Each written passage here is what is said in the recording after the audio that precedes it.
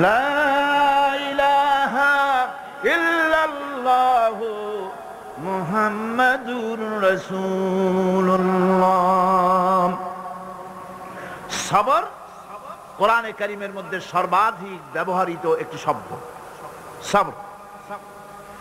আরবি ভাষায় বিভিন্ন অর্থে এই সবর শব্দ এসেছে, তবে সাধারণত সবর শব্দের অর্থ হচ্ছে অবিচলতা, দৃঢ়তা, সহিষ্ণুতা, মন মেজাজের সমতা, ধীরতা, কষ্ট সহিষ্ণুতা, বরদাস্ত, এগুলি হচ্ছে সবরের অর্থ। আমরা মনে করি সবর হচ্ছে ধৈর্য। হ্যাঁ, ধৈর্যটা ঠিক, কিন্তু সেই ধৈর্যের অর্থ কি? এই ধৈর্যের অর্থ এই নয় যে কেউ আপনার একটা থাপ্পড় মারবে আর আপনি বলবেন ভাই হাতে ব্যথা পাইছেন নাকি, তাহলে আমার আর একখান থাপ্পড় দিয়ে দাঁত যে কয়টা আছে তাও ফালাই দেয়। এর নাম সবর না।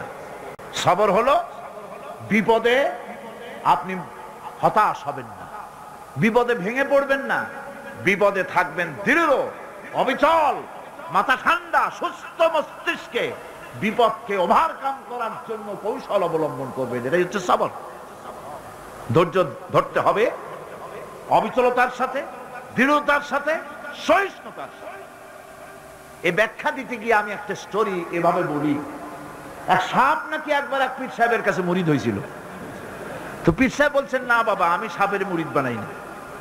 কয় যে না হুজুর, বহুত আশা করে আসছি, গল্প তো, বহুত আশা করে আসছি আমার মুরিদ বানান। আচ্ছা ঠিক আছে, তবে তোমাকে একটা কাজ করতে হবে। কি কাজ? জিকির আজকার এভাবে করবা, কিন্তু কাউরে দংশন করতে পারবা না। হুজুর মেনে নিলাম। সে করছে কি, ময়দানের ভিতরে বিয়া কাইত হয়ে ধানওয়া জমিন, ধানের জমিন, প্যাডি লাইন, সেখানে কাত হয়ে পড়ে জিকির আজকার করতেছে। রাখাল ধান কাটছে, সন্ধ্যার পর এই ধানগুলি বান্ধে নেবে কি দিয়া দড়ি নেই, খুঁজতে খুঁজতে দেখে লম্বা একটা দড়ি। ওইটা যে সাপ সে তো বুঝে না, সে ওইটারে ধরিয়া এরপরে ধানের আটি বাঁধতেছে। সাপে তো খুব মহারাগ, সাপ তো আর যেই সেই সাপ না, মারাত্মক সাপ। সাপ বলতেছে, আরে বাবা তুই আমারে দড়ি মনে করলি, আমি তোর কেমন দড়ি, মুরিদ না হইলে চার পাওয়া দিতাম। বান্দার কারণে সাপের ঘাড়ে মুচকে গেছে, ঘাড়ে খুব ব্যথা লাগছে। বাড়ি নিয়ে যখন দড়িটারে ফালাই দিছে, মাথা কোন রকম কাজ করিয়া বহু কষ্ট করে পীর সাহেবের বাড়ি গিয়ে হাজির। বলছে, হুজুর কি যে জিকির শিখাইলেন, আমার তো ঘাড় মুচকে গেছে। আশ্চর্য কথা, জিকির আজকারে মানুষের মানে কারো ঘাড় তো মস্কাবার কথা না, তোমার ঘাড় মস্কাইল কেন? পুরা ঘটনা সে শোনাইল।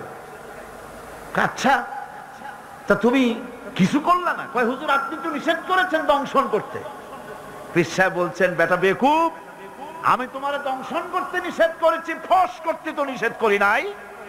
যখন তোমারে দড়ি মনে করিয়া হাত গায়ে হাত দিছিল, ফস করে উঠতে 3 লাফ দিয়া বর্ডার পার হয়ে দিল্লি চলে যেত। তুমি ফস করে উঠলা না কেন? সুতরাং ধৈর্যের অর্থ এটা নয় যে আপনারে পাড়াইতে থাকবে, থাপড়াইতে থাকবে, আর আপনি কবেন যে আল্লাহ আমি ধৈর্য ধরতেছি, ইন্নাল্লাহ মা'আস সাবিরিন। এটার নাম ধৈর্য না। ধৈর্য হচ্ছে ওভারকাম করতে হবে, পরিস্থিতির মোকাবেলা করতে হবে অত্যন্ত সহিষ্ণুতার সাথে, বুদ্ধিমত্তার সাথে, দৃঢ়তার সাথে, অবিচলতার সাথে। এটার নাম হচ্ছে সবর। সমস্ত নবীদের উপরে বিপদ এসেছে, সব নবীদের উপরে বিপদ এসেছে, কিন্তু কোন নবী, কোন পয়গম্বর এই বিপদে অধৈর্য হন নাই। ঠিক কিনা? হযরত আইয়ুব আলাইহিস সালামের উপরে বিপদ আসলো, 1 বছর 2 বছর নয়, 18টি বছর পর্যন্ত রোগাক্রান্ত হয়ে পড়লেন। শরীরে ব্যাধি হলো, গোশতগুলির মধ্যে কীড়া হয়ে গেল, পোকা হয়ে গেল। তিনি ধৈর্য ধারণ করলেন। বিবি বাল বাচ্চা দূরে চলে গেল। জঙ্গলের ভিতরে যখন তার জিহ্বার ভিতরে পোকা হওয়া শুরু করে দিল, হযরতে আইয়ুব আলাইহিস সালাম তখন আল্লাহ রাব্বুল আলামিনের দরবারে দোয়া করলেন, রব্বুল আলামিন এখন তো আমার জিহ্বায় পোকা ধরা শুরু হয়ে গেছে, আমার জিহ্বায় যদি পোকা হয় তোমার মতো আল্লাহর নামের জিকির কি দিয়া করব? আল্লাহ রাব্বুল আলামিন হযরত আইয়ুব আলাইহিস সালামকে ক্ষমা করে দিলেন, মাফ করে দিলেন, রোগ শেফা করে দিলেন। অধৈর্য তিনি হন নাই, ধৈর্য ধারণ করেছিলেন। হযরতে ইউসুফ আলাইহিস সালাম, হযরতে ইয়াকুব আলাইহিস সালামের চোখের থেকে তাকে সরায় দেওয়া হলো। এত বড় বিরাট বিপদ, সেই বিপদেও তিনি ধৈর্য ধারণ করেছেন। ধৈর্য ধারণ করার কারণে আল্লাহ রাব্বুল আলামিন এমন নিয়ামত তারে দান করলেন। আল্লাহ পাক হযরত ইউসুফ আলাইহিস সালামকে বাঁচায় রাখলেন। শুধু বাঁচান নাই, প্রেসিডেন্ট বানায় দিলেন। আর তার জামানিয়া যখন আসতেছিলেন, কোথায় মিশর, কোথায় কেনান, হযরতে ইয়াকুব আলাইহিস সালাম বলেছেন, আমি যেন আমার নাকের ভিতরে ইউসুফের ঘ্রাণ পেতেছি। হযরতে ইউসুফ আলাইহিস সালাম তিনিও কি বিরাট ধৈর্যের পরিচয় দিলেন, কোরআন সাক্ষী। সামনে তার সেই 11 ভাই যারা তাকে ফেলে দিয়েছিল গর্তের ভিতরে। হযরতে ইউসুফ আলাইহিস সালাম ইচ্ছে করলে তো 11 জনকে মারিয়ে ফেলাই দিতে পারতেন, ঠিক কিনা? কিন্তু তা তিনি করেন নাই। 11 ভাইকে তিনি চিনেছেন, সাহায্য করেছেন। আর ওই 11 ভাই সম্পর্কে হযরত ইউসুফ আলাইহিস সালাম বললেন, লা তাসরিবা আলাইকুমুল ইয়াউম, তোমাদের বিরুদ্ধে আমার আজকে কোনো বিদ্বেষ নাই, আমি তোমাদেরকে মাফ করে দিলাম। সুবহানাল্লাহ, সুবহানাল্লাহ। রাসূল করিম সাল্লাল্লাহু আলাইহি ওয়াসাল্লাম এই ধৈর্যের পরিচয় দিয়েছেন। কত মার তাকে দিয়েছে তায়েফের ময়দান। যারা তায়েফে গেছেন তারা দেখেছেন, সরু রাস্তা, দুই দিকে পাহাড়, এই দুই দিক থেকে যুবকেরা পাথর নিক্ষেপ করছে, আর তিনি পড়ে যাচ্ছেন। আবার কাফেরেরা জবরদস্তি করে হাঁটাচ্ছে, আবার পাথর মারতেছে, আবার বেহুশ হচ্ছেন। 3 বার বেহুশ হয়ে পড়েছিলেন। ফেরেশতা বলেছেন, হে আল্লাহর নবী, আমাদেরকে অনুমতি দেন, আমাদেরকে হুকুম করে দেন, আমরা এই পাহাড়গুলি দিয়া চাপা দিয়া কাফের গুলিকে শেষ করে দেই। নবীজি তখন বলেছিলেন, নবীজি বলেছেন, আমি যদি তোমাদেরকে হুকুম করি আর আমার হুকুম মতো যদি সমস্ত কাফেরদেরকে পাহাড় চাপা দিয়া সব যদি মেরে ফেলে দাও, তাহলে একটা কাফের যদি না বাঁচে, কার কানে পৌঁছাবো? লা ইলাহা ইল্লাল্লাহু মুহাম্মাদুর রাসূলুল্লাহ। নবীজি গায়ের রক্ত মুছে 2 খানা হাত আল্লাহর দরবারে তুললেন আর দোয়া করলেন, আয় আল্লাহ রব্বুল আলামিন, এই কাফির বেঈমানের আমারে চেনে নাই, বোঝে নাই, আমি যে তোমার নবী, ওরা তা বুঝতে পারে নাই, না জেনে না বুঝে আমার উপরে যে অত্যাচার করলো, আয় আল্লাহ তুমি যেন রাগ করে এই কাফেরদের পরে তুমি যেন গজব নাজিল করো না। ধৈর্যের চূড়ান্ত নমুনা দেখিয়েছেন বিশ্বনবী মুহাম্মদ রাসূলুল্লাহ সাল্লাল্লাহু আলাইহি ওয়াসাল্লাম। ওহদের, বুখারী শরীফের কিতাবুল মাগাজির মধ্যে আছে, ওহদে চতুর্দিক থেকে রাসূল করিম সাল্লাল্লাহু আলাইহি ওয়াসাল্লামকে ঘেরাও করা হয়েছে। হুজুরকে পাহারা দিতে দাঁড়িয়েছেন সাহাবায়ে কেরাম, বুক দিয়ে রাসূলের দিকে ফেরা, পিঠ পিছনে ফেরানো আছে। কাফেরেরা তীর নিক্ষেপ করছে, এই তীরগুলি এসে হুজুরের সাহাবীদের পিঠের মধ্যে ঢুকছে। হাদিস শরীফের ভিতরে এসেছে, রাসূলকে হেফাজত করার জন্য যত তীর মারা হলো, সাহাবীরা তীরগুলি পিঠে ধারণ করলেন। একা হযরত তালহার পিঠে 80টা তীর প্রবেশ করেছিল। রাসূলুল্লাহর দান্দান মোবারক শহীদ হয়ে গেল, হুজুর পড়ে গেলেন। হযরতে ফাতেমা রাদিয়াল্লাহু তাআলা আনহা ছুটে এসে হুজুরের রক্ত বন্ধ করার জন্য চেষ্টা চালাতে লাগলেন, রক্ত বন্ধ হয় না। হযরতে আবু উবাইদা রাদিয়াল্লাহু তাআলা আনহু হুজুরের মস্তকের ভিতর থেকে লোহার কড়া দাঁত দিয়া কামড়াইয়া বহু কষ্ট করে উঠালেন। কপাল দিয়া রক্ত পড়ে, মুখ দিয়া রক্ত পড়ে, 2 হাত দিয়া রাসূল চেহারা বুঝে এনে হাতে দেখেন রক্ত। আল্লাহর নবী বলেন, এই জাতির কল্যাণ কি করে হবে যেই জাতি তার নবীর চেহারা রক্ত দিয়া লাল বানাইয়া দিল। মদিনায় সারা পড়ে গেল, নবী নাই, নবী শহীদ হয়ে গিয়েছেন। চতুর্দিক থেকে লোকেরা দৌড় আরম্ভ করলো। একজন মেয়ে লোক দৌড়ায়। সাহাবীরা জিজ্ঞাসা করেন, কোথায় যাও? মেয়ে লোকটি বলতেছেন, উহুদের দিকে যাই। বলে যায় কোনো লাভ নাই। উহুদে যে যেতেছো, যে কোনো লাভ নাই, যেহেতু তোমার যে দুটি ছেলে ছিল, ছেলে দুটি শহীদ হয়ে গিয়েছে। মেয়ে লোকটি বলছে, কে শহীদ হয়েছে শুনতে চাই না, আল্লাহর নবী কেমন আছেন সেটা জানাও। মেয়ে লোকটি বহু কষ্ট করে উহুদের ময়দানে আল্লাহর নবীর খেদমতে হাজির হয়ে নবীজিকে জীবিত অবস্থায় দেখে তিনি বলছিলেন, হে রাসূল, আমার দুইটা কলিজার টুকরা সন্তান দুনিয়া থেকে বিদায় হয়ে গেছে, আমার মনে কোনো কষ্ট লাগে নাই।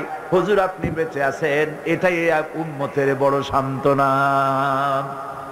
ভাইরা আমার, এই হাজারো বিপদ, হাজারো মুসিবতের ভিতরে ধৈর্য ধারণ করেছেন আল্লাহর নবীরা, ধৈর্য ধারণ করেছেন।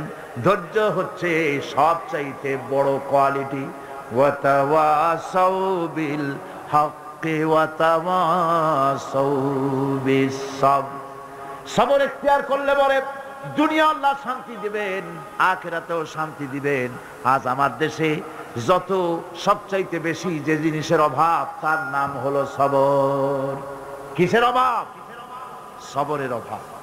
গাড়িতে উঠতে দেখেন বেসবরি কারে বলে, দোকানে যান বেসবরির আলামত দেখতে পাবেন। যেখানে যান মানুষ দারুণ বেসবর হয়ে যায়। অথচ সবর ইখতিয়ার করা হলো মুমিনের সবচাইতে একটা বড় কোয়ালিটি, ধৈর্য ধারণ করা। এই ধৈর্যের কোয়ালিটি আজ মুসলমান হারিয়ে ফেলেছে। আমরা যদি ধৈর্য অবলম্বন করতে পারি, বিপদ ও মুসিবতে আমরা যদি আমাদের কদমকে মজবুত করে রাখতে পারি, তাহলে আমাদের সমাজে ইসলামের বিপ্লব হবে। এই বিপ্লব কেউ ঠেকাতে পারবে না ইনশাআল্লাহ।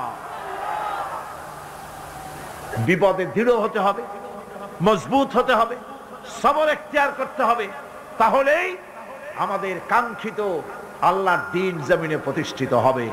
মহব্বতের সাথে একটু জিকির করেন, সুবহানাল্লাহ, আলহামদুলিল্লাহ, লা ইলাহা ইল্লাল্লাহ, সুবহানাল্লাহ, আলহামদুলিল্লাহ, লা ইলাহা ইল্লাল্লাহ, সুবহানাল্লাহ, আলহামদুলিল্লাহ, লা ইলাহা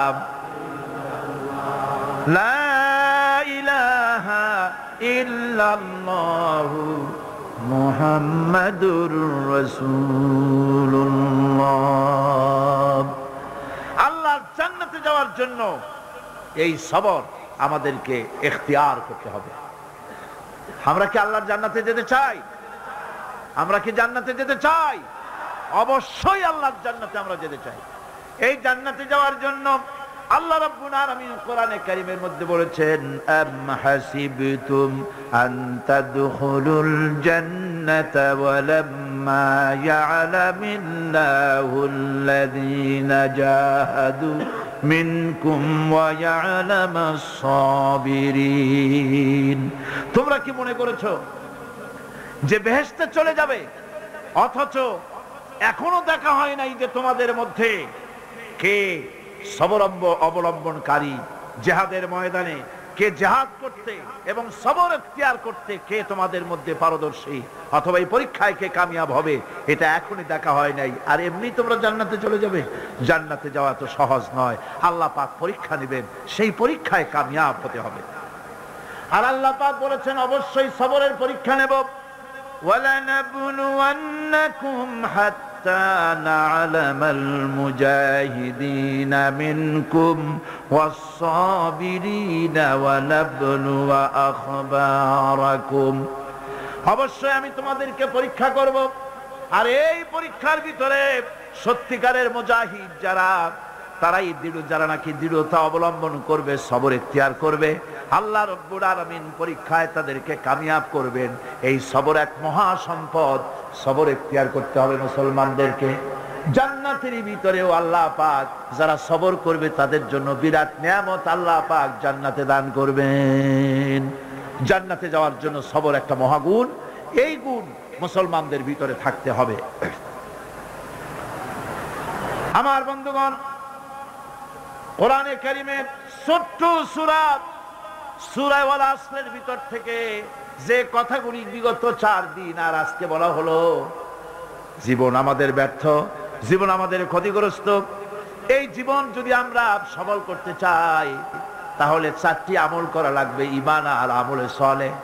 আর আমাদের করা লাগবে আমলে সালেহের সাথে হকের দাওয়াত আর সবর ইখতিয়ার করতে হবে। এই সবর যদি করতে পারি, জিহাদের ময়দানে লোক যদি কম হয়, বেশি সংখ্যকের উপরে আল্লাহ পাক আমাদেরকে জয়ী করে দিবেন।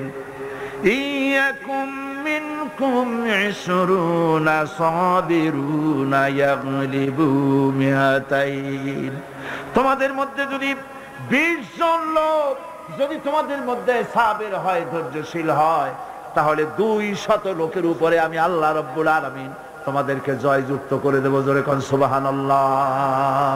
20 জন যদি হয়, 200-র উপরে আমি তোমাদেরকে জয়যুক্ত করে দেব।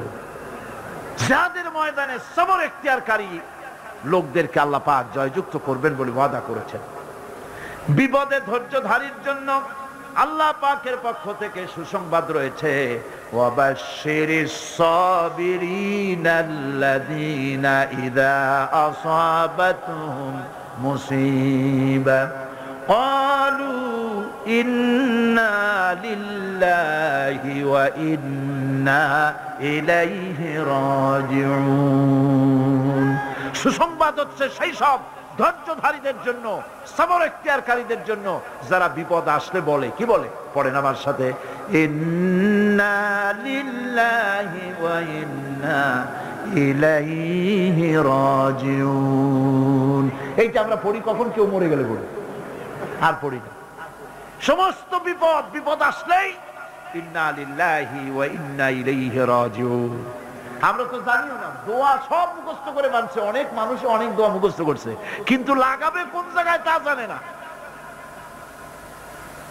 একজনে শুনছে তার শাশুড়ি মারা গেছে, কয় নাউজুবিল্লাহ। আবার আরেকজনে বলছে, শুনছো বলে কি? বলে তোমার ছেলে তো মেট্রিকে ফার্স্ট হয়েছে, কয় ইন্না লিল্লাহ। দোয়া মুখস্থ করছে, লাগাইবি কোথায় যায়? ইসলাম আমাদের সব শিখাইছে। আশ্চর্য হবেন, বলবেন মাশাআল্লাহ, সুবহানাল্লাহ। খোঁজ খবরই শুনবেন, আলহামদুলিল্লাহ।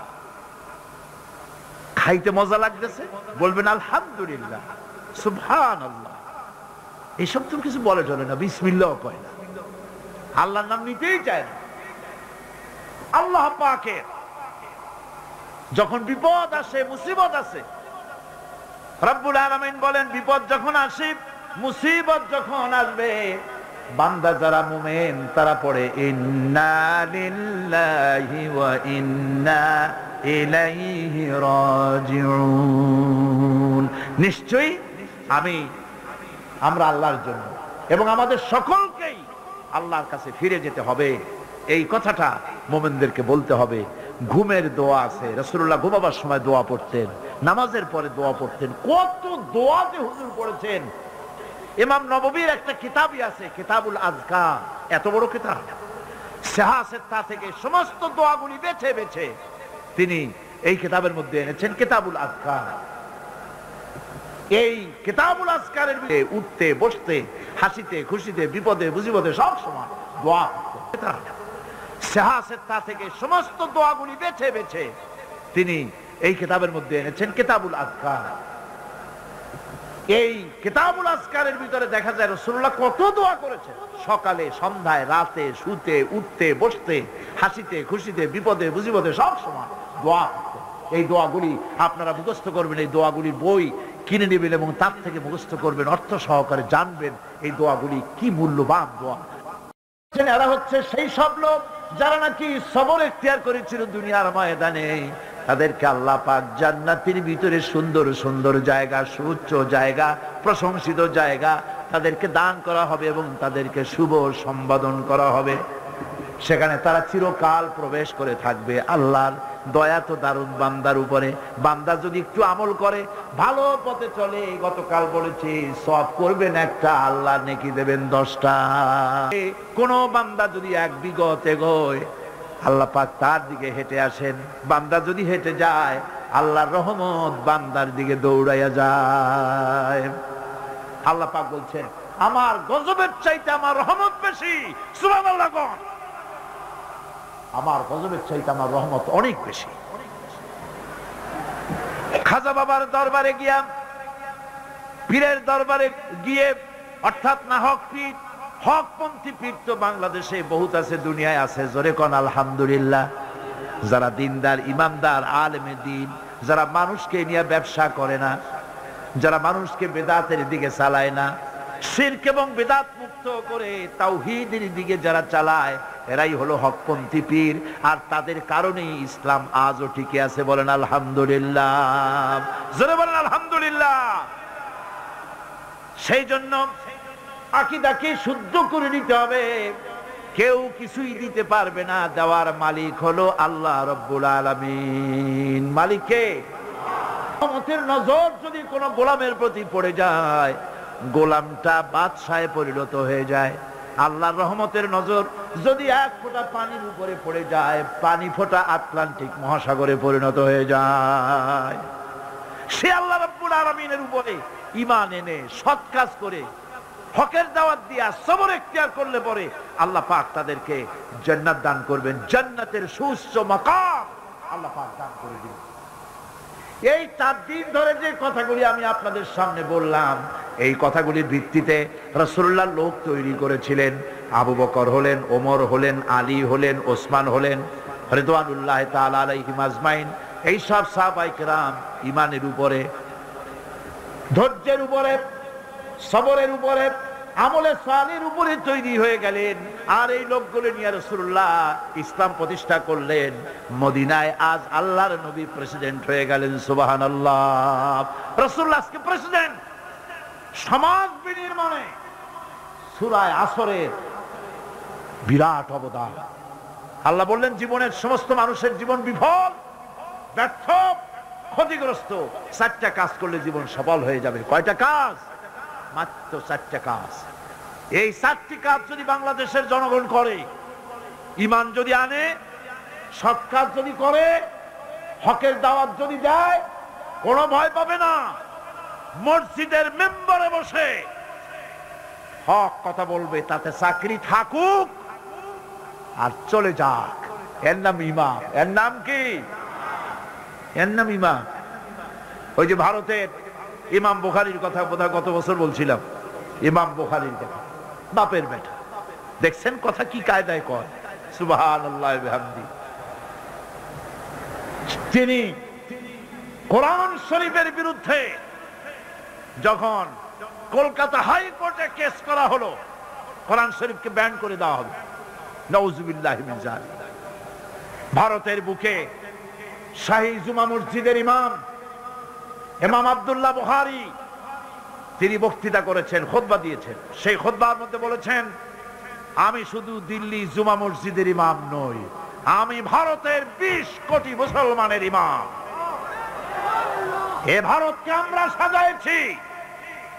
ভারতের কুতুব মিনার আমার করা, ভারতের তাজমহল, শীষমহল, দেওয়ানি আম, দেওয়ানি খাস সব মুসলমানদের করা। ভারত, পৃথিবীর মানুষেরা ভারতে যা দেখতে যায় সব কার করা?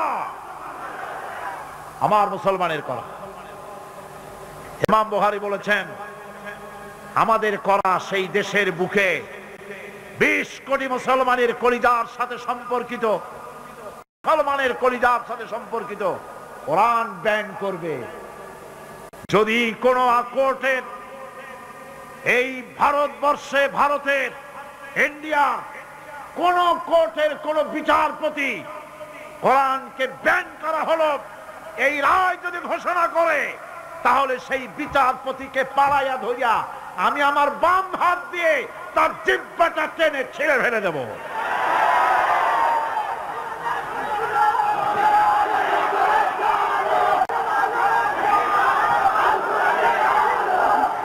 সুতরাং আজ ওলামাদের সবচাইতে বড় দায়িত্ব, সবচাইতে বড় দায়িত্ব কার? ওলামা, খুতাবা। তারা হচ্ছেন ওমানাউদ্দিন, দ্বীনের আমানত আলেমদের কাছে। কার কাছে? ওলামাদের কাছে দ্বীনের দায়িত্ব। মাহফিলের ভেতরে, মসজিদের মেম্বরে দাঁড়িয়ে হক কথা বলতে হবে, না হকের বিরুদ্ধে কথা বলতে হবে। চাকরি থাক আর চাক, কোনো পরোয়া করি না। রুজির মালিক আল্লাহ। রুজির মালিক কে? জোরে চিল্লা এখন কে? আল্লাহ রাব্বুল আলামিন বলেছেন, ওয়া মা মিন দাব্বাতিন ফিল আরদি ইল্লা আলাল্লাহি রিজকুহা। এই পৃথিবীর বুকে এমন কোন বিচরণশীল জীব নাই যে জীবের রিস্কের দায়িত্ব আমি আল্লাহ আমার নিজ হাতে গ্রহণ করি নাই। বেটা রিজিকের মালিক আমি, তুমি সুসু করো কেন? তোমারও তো ভয় কেন?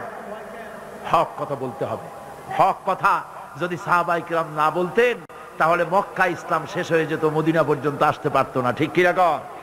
আমাদের শানদার মাঝি ওলামায়ে কিরামদের রয়েছে শানদার মাঝি, অর্থাৎ উজ্জ্বল অতীত। উজ্জ্বল অতীত। স্বাধীনতা সংগ্রামে ওলামাদের অবদান অনস্বীকার্য। মাওলানা মোহাম্মদ আলী, মাওলানা শওকত আলী, মাওলানা জাফর থানেশ্বরী, মাওলানা শিব্বির আহমদ ওসমানী, মাওলানা সৈয়দ আবুল আলা মওদুদি, আল্লাহর যথেষ্ট বড় বড় আলেম ব্রিটিশের গোলামি থেকে দেশকে মুক্ত করার সংগ্রামে অবতীর্ণ হয়েছিলেন।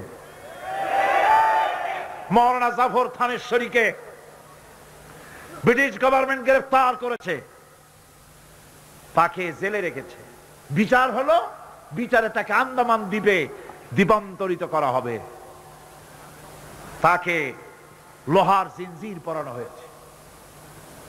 উপমহাদেশের ওলামাদের মধ্যে শীর্ষস্থানীয় আলেম মাওলানা জাফর থানেশ্বরী, গলায় শিকল পরানো, কোমরে শিকল পরানো, পায়ে শিকল পরানো, হাতে শিকল পরানো।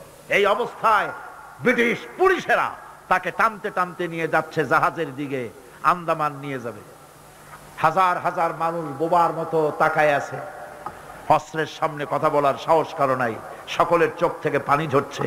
যাতে এত শ্রদ্ধা করতাম, যার বক্তৃতা শুনতে হাজার হাজার মানুষের ঢল নামতো, তারা আজকে বান্ধে নিয়ে যাচ্ছে।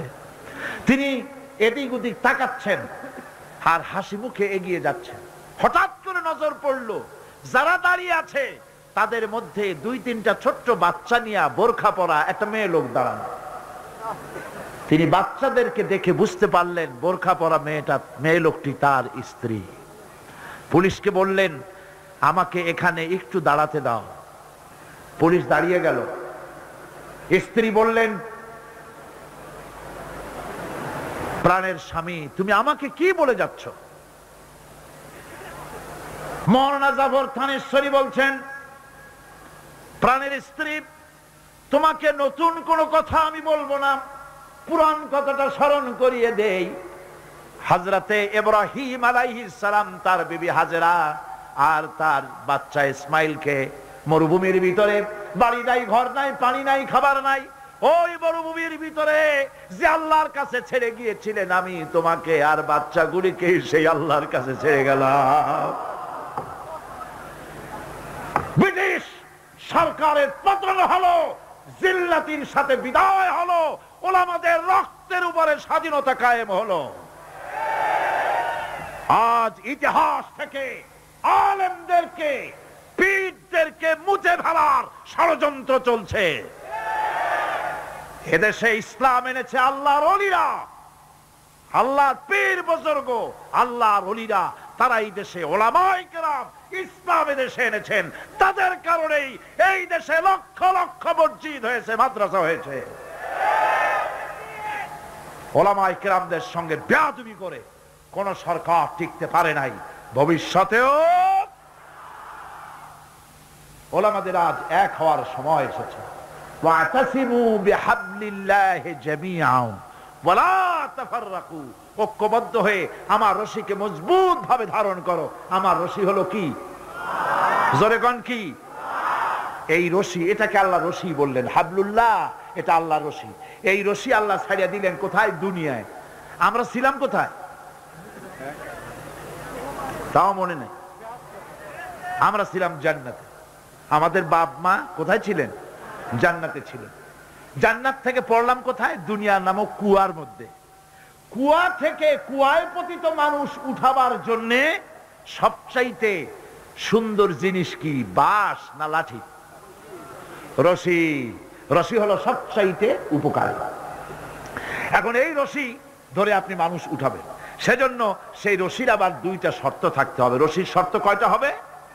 দুইটা। একটা শর্ত হলো রশিটা যেন পচা পাটের দড়ি না হয়, তাহলে নিচে যারা পড়ছে এরা যদি রশি ধরে আর উপর দিয়ে যদি টান দেয়, রশি ছিঁড়ে যাও বাঁচত তাও শেষ। রশিটা হইতে হবে মজবুত। রশিটা কি হইতে হবে?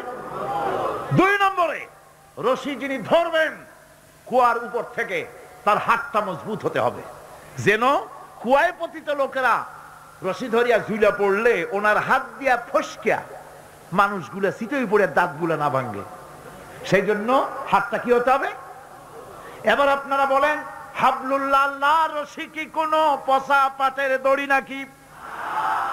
আল্লাহর হাত কি কোনো শিথিল হাত নাকি? আল্লাহ বলছেন, ওই দুনিয়ার মানুষেরা জান্নাতি তোমরা ছিলা, দুনিয়ায় আমি পাঠাইছি উঠায় আনার জন্য রশি নাজিল করে দিলাম। রশি হলো কোরআন। ওয়াতাসিমু বিহাবলিল্লাহি জামিয়া। আস্তাতা বলা হয় নাই যেখান যা খুশি সেখান যা ধরো, এরকম না, সবাই মিলে এক জায়গা দিয়া ধরো। রশির অপর প্রান্ত ধরে টেনে আমি আল্লাহ তোমাদেরকে আবার হারানো জান্নাতে পৌঁছাইয়া দেব। হারানো জান্নাতে আমরা কি আবার ফিরে যেতে চাই? কারা কারা চাই? আলহামদুলিল্লাহ, জোরে কোন আলহামদুলিল্লাহ।